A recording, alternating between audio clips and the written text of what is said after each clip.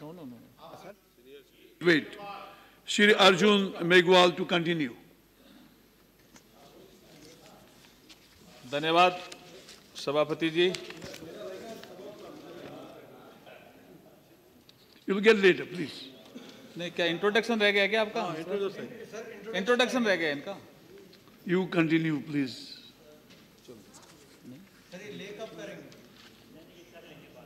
धन्यवाद सभापति जी। मैं पिछले सत्र में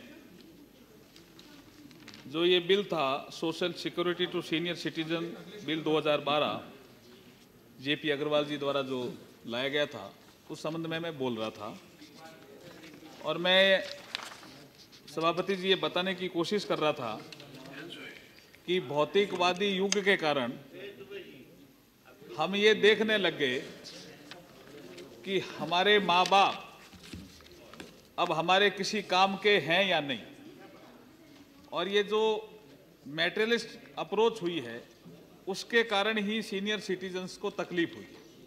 मैं आपको सुना रहा था कि कोई अधिकारी बन गया था और जब किसी ने पूछा भाई तुम कैसे बने, तो उन्होंने कहा मैं मेरी मेहनत से बना, और हमने उनको कहा कि नहीं तुम्हारे माँ बाप ने भी इसमें मदद की है, तो उन्होंने कहा नहीं हमारे माँ बाप की इसमें कोई मदद नहीं है। मैं ये सुनाना इसलिए चाह रहा था, अब मैंने उस अधिकारी को बोला कि जब तुम 5 साल के थे और जब तुम्हें स्कूल में जाना था या तुम्हें कोई और खेत का काम करना था या मजदूरी करनी थी, ये सोच तुम्हारे में विकसित नहीं हुई थी उस समय, तो उस समय स्कूल में भेजने का काम तुम्हारे माँ बाप ने किया, जिसके कारण तुम पढ़ लिख करके इतने बड़े अधिकारी बने।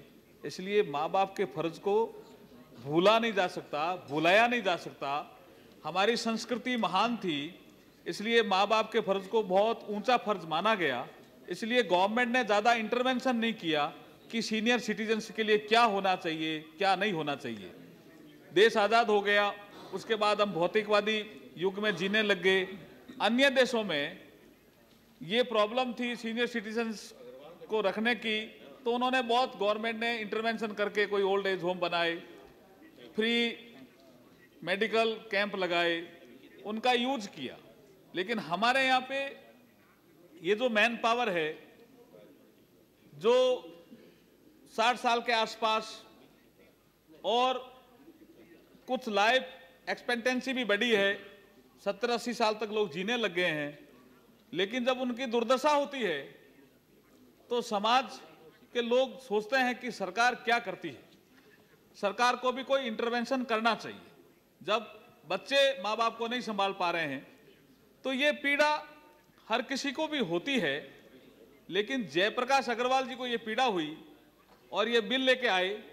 इसलिए मैं जयप्रकाश अग्रवाल जी का भी धन्यवाद करता हूं कि वो अपने माँ बाप को संभाल रहे होंगे, संभाला होगा, लेकिन अन्य लोग जो अपने माँ बाप को नहीं संभाल रहे हैं उनकी पीड़ा जयप्रकाश अग्रवाल जी को हुई, जिसको परोपकार की भावना कहते हैं भारतीय संस्कृति में, फिलैंथ्रोपिक अप्रोच जिसको बोलते हैं।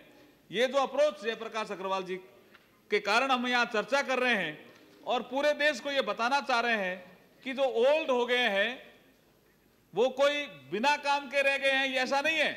कभी हम कहते थे ओल्ड इज गोल्ड, लेकिन आजकल लोग कहते हैं कि अब तो क्या काम के, आप बुजुर्ग हो गए, अब आप भगवान भजन करो, खाना मिले तो ठीक है, नहीं मिले तो ठीक है। ऐसे कई संकट आए। मैं एक उदाहरण और देना चाहता हूं। एक इनकम टैक्स के बड़े कमिश्नर थे, उन्होंने हमारे राजस्थान में जयपुर में एक छापा मारा, तो उनको पता चला कि नीचे भी कुछ है। जब वो नीचे गए तो गोडाउन मिला, तो उसमें 2 बूढ़े और बूढ़ी, 2 पेरेंट्स उनके, जो बहुत बड़ा आदमी था जिस पे रेड पड़ी, उसके दोनों पेरेंट्स, वो जेम्स ज्वेलरी का काम करते थे, दोनों पेरेंट्स एक दिन नीचे अंडरग्राउंड में रह रहे थे। तो उनको पूछा भाई आप कितने दिन से रह रहे हो, तो बोला हमें तो 20-25 दिन हो गए। तो बोला खाना, तो ये जो सूखी रोटियां हैं उससे ही हम काम चलाते हैं। तो बोला आपकी ये हालत, बोला हमारी ये हालत।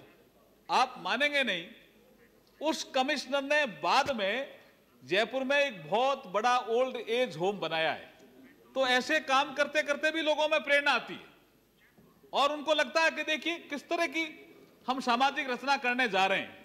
तो ये जो बिल आया है provision of social security to senior citizen, इसमें इन्होंने कम से कम सरकार से 700 करोड़ रुपए मांगे हैं। इनकी जो फाइनेंशियल इन्होंने एलोकेशन माना है ना 700 करोड़, और 700 करोड़ में विशेष रूप से ये कहना चाह रहे हैं कि free medical and other health care facility in the government and private hospital including reimbursement of the amount spend on medicine. इसमें मैं ये कहना चाह रहा हूं कि इसमें जो सरकारी अधिकारी कर्मचारी होते हैं वो रिटायर होने के बाद उनको मेडिकल एड मिलती है, लेकिन उसमें बहुत से हॉस्पिटल उसमें पैनल में नहीं होते। मेरा ये कहना है कि उनके प्राइवेट हॉस्पिटल से भी इलाज हो, ये उन्होंने सारे सीनियर सिटीजन को कहा है, अधिकारियों, कर्मचारियों, नागरिकों, सबके लिए कहा है, लेकिन एक तो उसकी एज निश्चित होनी चाहिए। मैं इसमें ये जोड़ना चाह रहा हूं कि आप कहां तक चार्ज, रेलवे कुछ PSU 58 साल को सीनियर सिटीजन मानते हैं, कुछ लोग 60 साल को सीनियर सिटीजन मानते हैं, कुछ लोग 65 साल को सीनियर सिटीजन मानते हैं। ये विजय बहादुर सिंह जी बैठे हैं, वो जज तो 70 साल को सीनियर सिटीजन मानते हैं, 70 साल तक रिटायर ही नहीं होते हैं। तो सीनियर सिटीजन की एज निर्धारित होनी चाहिए कि क्या एज है। रेलवे कहां से कंसेशन शुरू करेगा, बैंक कहां से इंटरेस्ट फ्री लोन देना शुरू करेगा, इनकम टैक्स की रिबेट सीनियर सिटीजन में कब से, कौन सी एज से शुरू होगी, ये एज जो है वो निश्चित होनी चाहिए सीनियर सिटीजन की। तो ये एक बिंदु शायद मेरे ख्याल में इनसे छूट गया था, तो मैं कहना चाह रहा था। दूसरा मैं ये कहना चाह रहा था, इन बिल में सारा मैंने देखा, इन्होंने सिंपोजियम सेमिनार करने के लिए भी इन्होंने कहा कि सीनियर सिटीजन का उपयोग हो सकता है। मेरा इसमें यह कहना है कि इस देश में सबसे बड़ी समस्या जो अब हुई है इस समय भौतिकवादी युग होने के कारण, कैरेक्टर बिल्डिंग प्रोग्राम नहीं होते। हम स्कूलों में भी कैरेक्टर बिल्डिंग प्रोग्राम नहीं देखते। किसी जमाने में बाल सभा होती थी, पढ़ाया जाता था, लेकिन आजकल कैरेक्टर बिल्डिंग प्रोग्राम नहीं होते।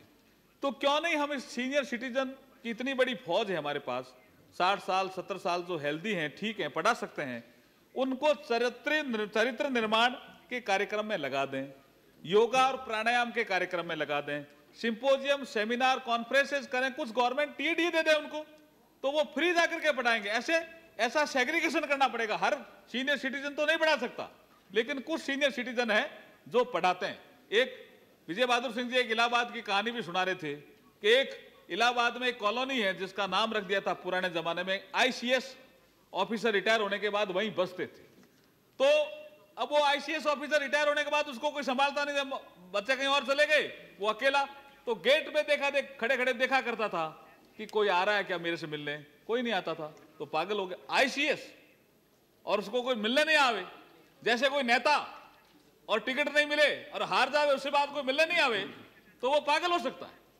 तो उसको कोई ना कोई काम मिलना चाहिए, उसकी क्या योग्यता है उसके आधार पर सेग्रीगेशन करके उसको कोई ना कोई काम मिलना चाहिए। और उस काम में जो कॉन्फ्रेंस है, सेमिनार है, चरित्र निर्माण की जो क्लासेज हैं, उसमें ये काम कर सकते हैं। मैं लास्ट में अपनी बात समाप्त करूंगा कि इस देश में युवाओं को भी, ये युवाओं का देश कहलाता है, लेकिन युवाओं के साथ साथ सीनियर सिटीजन को नेग्लेक्ट करने की जो प्रवृत्ति पैदा हुई है, उस पर कहीं ना कहीं ब्रेक लगना चाहिए।